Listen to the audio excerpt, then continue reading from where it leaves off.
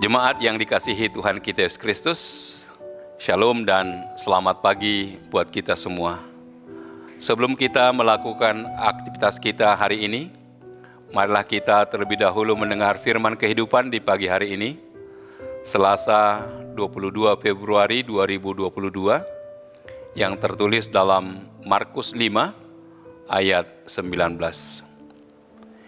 Yesus tidak memperkenankannya, tetapi ia berkata kepada orang itu, "Pulanglah ke rumahmu, kepada orang-orang sekampungmu, dan beritahukanlah kepada mereka segala sesuatu yang telah diperbuat oleh Tuhan atasmu, dan bagaimana ia telah mengasihani engkau." Demikian firman Tuhan. Tema firman kehidupan di pagi hari ini adalah, beritakanlah perbuatan dan kasih Tuhan dalam hidupmu. Saudaraku yang dikasihi Kristus, karena kasih-Nya kepada orang Gerasa, Tuhan Yesus mau membayar harga demi membebaskan satu orang dari tangan iblis. Kisah ini dimulai ketika Yesus mengajak murid-muridnya pergi ke seberang Danau Galilea. Saat itu, murid-muridnya tidak tahu apa maksud Tuhan mengajak mereka pergi ke seberang danau. Apalagi saat itu mereka mengalami taufan, sehingga perahu mereka nyaris tenggelam. Akhirnya, Yesus pun meredakan angin ribut itu dan tiba di seberang danau, yaitu di daerah orang Gerasa. Ketika Yesus turun, datanglah seseorang yang kerasukan roh jahat kepada Yesus dan murid-muridnya. Orang ini mungkin karena begitu berbahayanya, mungkin dibiarkan tinggal sendirian di kuburan.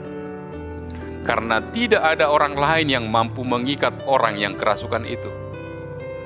Bahkan dikatakan bahwa walaupun orang tersebut telah diikat dengan rantai sekalipun, tetapi orang tersebut mampu mematahkan rantai tersebut. Orang yang kerasukan setan ini pun berlari kepada Yesus dan menyembahnya. Agak aneh memang, mengapa orang yang kerasukan setan itu mampu menyembah Tuhan? Namun perlu diketahui bahwa hal ini menunjukkan bahwa Yesus sebagai anak Allah memiliki kuasa yang jauh lebih besar daripada setan atau iblis.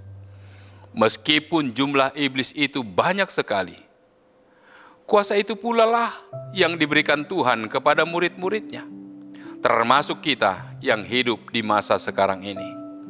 Saat itu, Yesus tahu bahwa orang tersebut kerasukan roh jahat, sehingga Yesus mengusir roh jahat itu keluar dari tubuh orang itu. Roh jahat tersebut tidak mau begitu saja pergi, karena kemungkinan roh jahat itu adalah roh jahat yang menguasai daerah Gerasa. Sehingga akhirnya setelah bernegosiasi, Yesus pun mengizinkan roh jahat itu pindah ke babi-babi yang ada di daerah tersebut. Pada zaman itu, bangsa Yahudi adalah bangsa yang memegang teguh hukum Taurat, sehingga mereka tidak akan makan babi.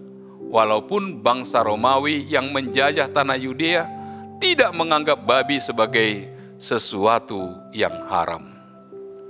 Kemungkinan besar babi-babi ini dimiliki oleh orang-orang non-Yahudi yang mencoba beternak babi dan menjualnya kepada orang-orang non-Yahudi, termasuk orang-orang Romawi yang memang suka makan daging babi. Saat itu, roh-roh jahat keluar dari tubuh orang itu dan pindah ke babi-babi itu, sehingga mengakibatkan babi-babi tersebut terjun ke dalam danau. Alkitab mengatakan bahwa jumlah babi yang terjun tersebut berjumlah kira-kira 2.000 ekor.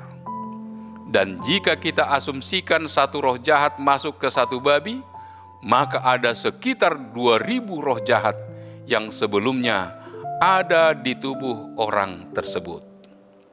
Tentu saja para penjaga babi, dan juga para pemilik peternak babi tersebut tidak suka dengan apa yang Yesus lakukan, karena mereka mengalami kerugian yang cukup besar. Itulah sebabnya orang-orang di daerah Gerasa yang melihat bahwa orang yang kerasukan roh jahat telah disembuhkan Yesus, dan melihat bagaimana babi-babi tadi terjun ke danau, mereka mendesak Yesus untuk meninggalkan daerah mereka. Kemudian Yesus beserta murid-muridnya naik ke perahu kembali ke tempat mereka sebelumnya.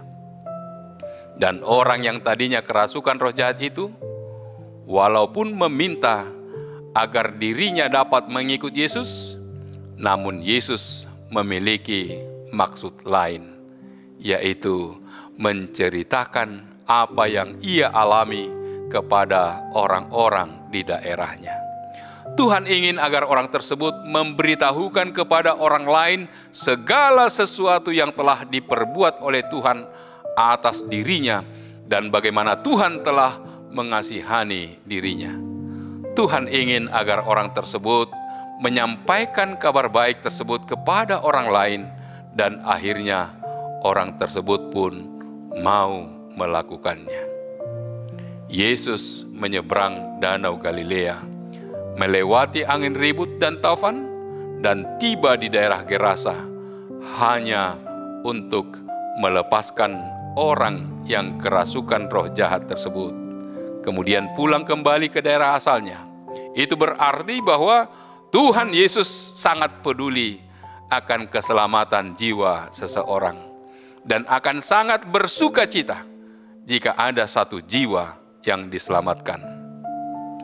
Kita harus belajar dari Tuhan Yesus bahwa Ia rela mengorbankan waktu dan sekitar 2.000 ekor babi hanya untuk menyelamatkan satu jiwa saja.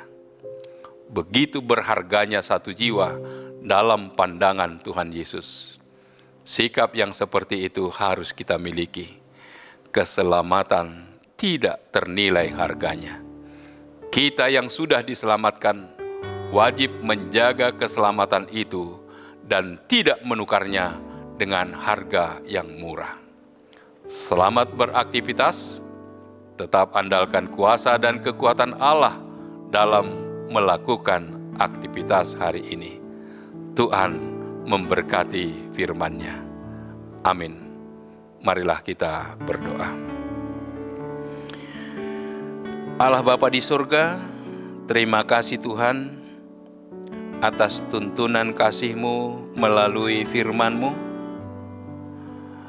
Engkau tidak memperkenankan orang yang kerasukan roh jahat untuk mengikutinya, melainkan Engkau menyuruh ia pulang ke rumahnya, kepada orang-orang sekampungnya, dan memberitahukan segala sesuatu yang telah Tuhan perbuat atas dirinya, bagaimana ia telah dikasihi Allah.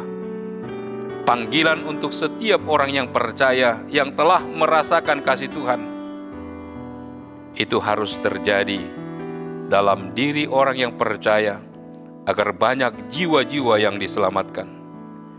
Ya Bapa, pakailah hidup kami untuk menyampaikan kasih-Mu atas apa yang kami alami dalam kehidupan kami.